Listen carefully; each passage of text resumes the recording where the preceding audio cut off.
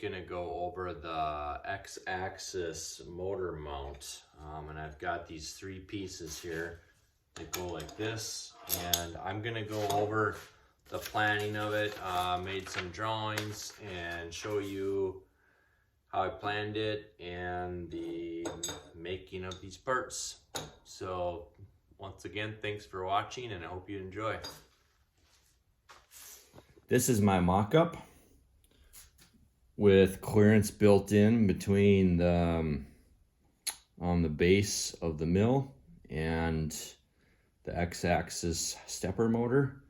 And then also importantly, it's also below the top of the table, because when I have work pieces on there, it needs to be below the table. And then I also need a little clearance in here because the gib screws are in there. So if I travel the table up this way, then it'll expose the saddle and I can adjust the gib screws. It's tight, that's what I'll say.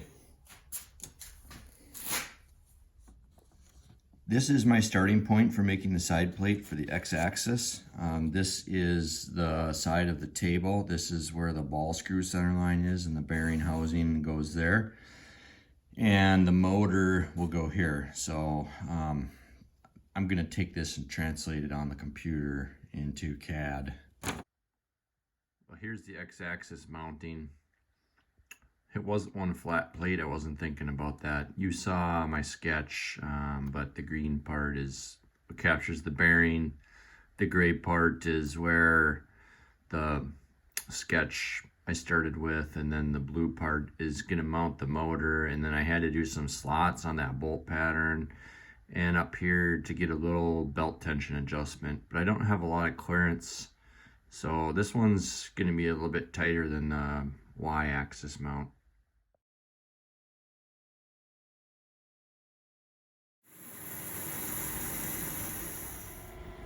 I decided to try 3D printing the arm. Turned out to be more hassle than it was worth. I didn't want to take the time. So here I am cutting the piece out of aluminum and just marking it up with a marker.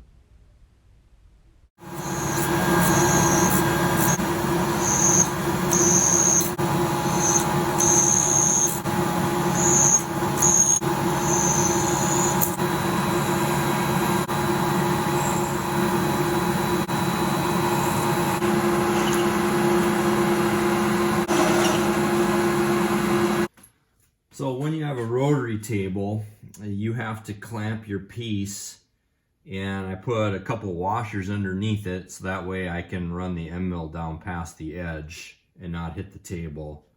And then I'm going to mill an arc around here, and then I'm also going to do some short 10-degree arcs, some slots. So on my lathe I had to turn the spacer that was just the right size to go there, and this goes down to a T-nut in the bottom, and I tighten that up, and this will hold. This is, I'm fully clamped right now, so now I can come in and mill all around, and I'm good. Here I have my center finder, and I'm going to use that to indicate in the center of this hole, because I'm going to cut that radius around it. So I'm going to find my 0, 0, and that's what you'll see me doing here. Now I'm touched, you can see it. I hit 0 with my DRO, you can't see. Now that I have 0, I can finish clamping the piece. There we go. It's important when you're milling to have a rigid setup. So this is pretty good. 2.256. So now I'm at the same position in Y on my DRO, and I'm going to rotate this until I touch the edge finder. Okay, so there.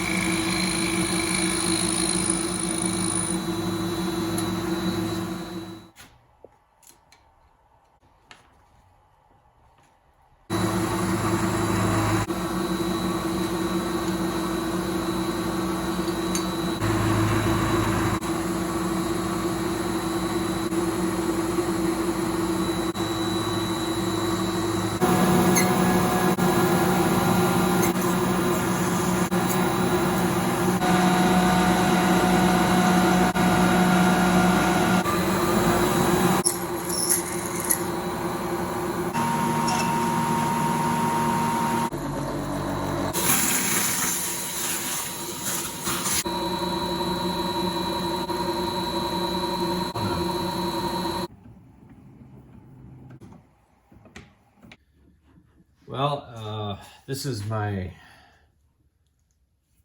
plate that holds the whole Y-axis motor.